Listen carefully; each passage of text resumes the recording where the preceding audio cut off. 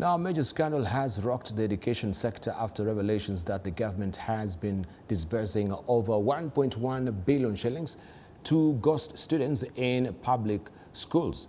Education Cabinet Secretary told Parliament that ongoing verifications has already uncovered 10 non-existent schools, while 934 others are yet to submit their data. The disclosure sparked outrage in the National Assembly, with MPs accusing the Ministry of enabling deep-seated cartels within the education system.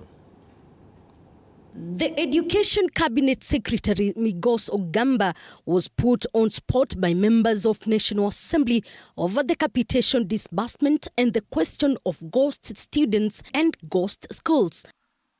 Thank you, honorable members. This is after a revelation in plenary today that the government has been disbursing 1.1 billion shillings to ghost schools in public schools across the years. It emerged that the number could be even higher, considering that the verification process is not complete, with 934 schools yet to present their data to the ministry. How does your ministry end up at the tail end when children are going to do exams, start verification of records that you ought to have been keeping and updating all along? When we asked the teachers why the schools closed, they said there were no students. So now we have to go back on the records and find out previously, has money been released to these schools so that we can determine whether there is fraud or not. The revelation angered members of Parliament, raising a very heated debate with members accusing the CS of presiding cartels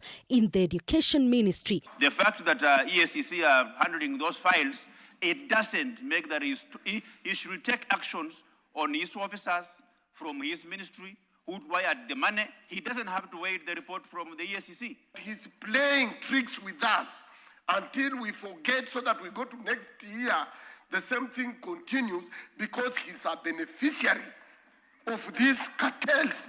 Because they steal from there.